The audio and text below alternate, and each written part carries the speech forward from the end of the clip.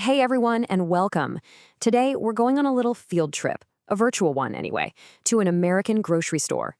We're going to cover all the essential words and phrases you need to shop like a pro, from the second you walk in to that final swipe of your card. You know that feeling, right? You're in a supermarket in a new country and you find yourself just pointing at things because you have no idea what to call that leafy green vegetable or that specific type of cheese. Yeah, we've all been there. It can be kind of overwhelming. But trust me, we're about to make it a whole lot easier. All right, you ready? Grab your shopping list, even if it's just in your head, and let's go. The automatic doors are sliding open, and our tour starts right now. Okay, so first things first, what do we even call this place? Now, you can say supermarket and people will totally understand you, but if you really want to sound like a local, you're going to say grocery store. You go to the grocery store to buy your groceries. It's just what everyone says. Once you're inside, you need something to put all your stuff in, right? The most common word everywhere is shopping cart. But here's a fun little tip. If you're in the southern part of the US, you'll hear tons of people call it a buggy. It's the same thing, just a regional word. And of course, if you're just running in for milk and eggs, you can grab a smaller, handheld basket. All right, here's a little secret for navigating pretty much any American grocery store. They're all designed the same way.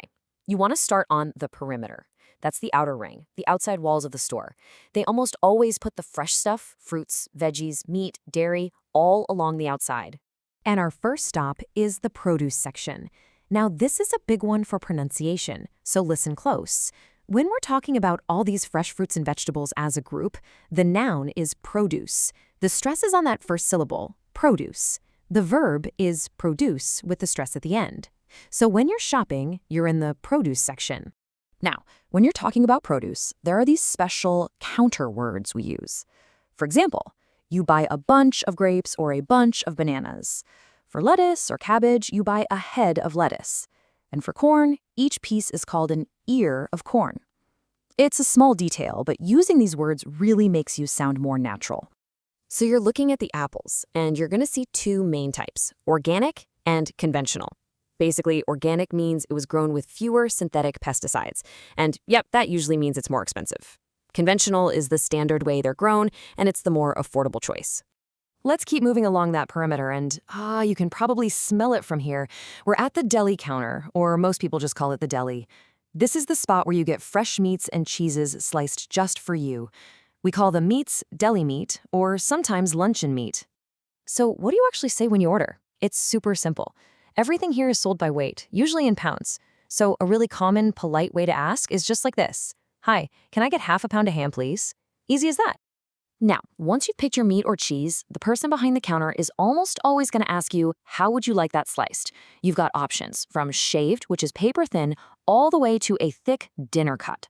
Pro tip, if you have no idea what to say, just ask for sandwich cut. It's the perfect default.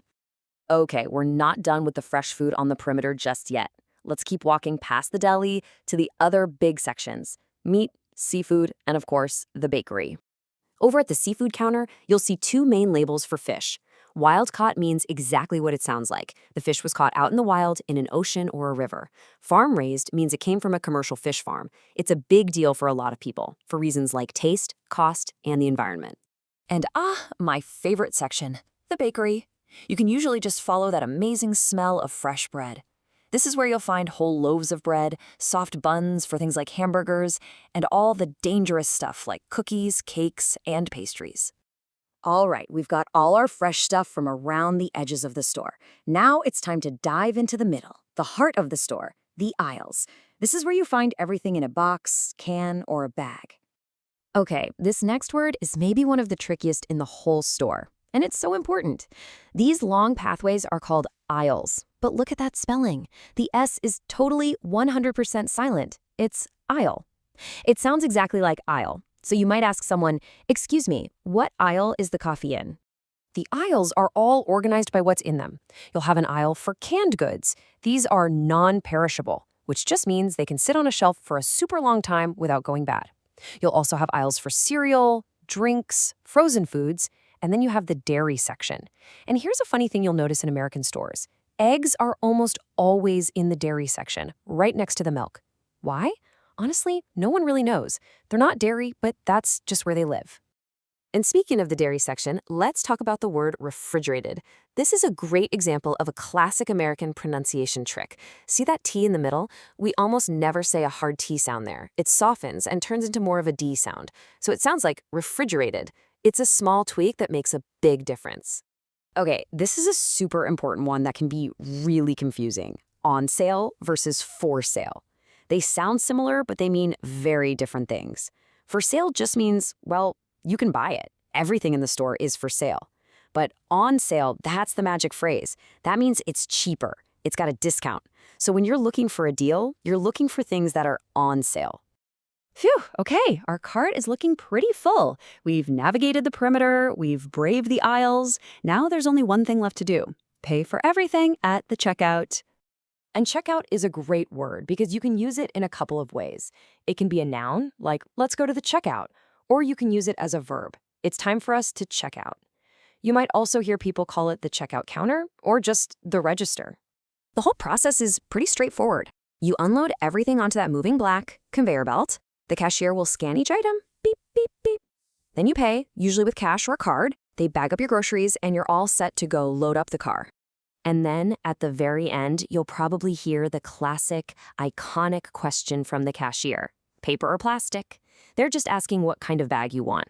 To be fair, though, this question is getting less common because so many people now bring their own reusable bags to the store.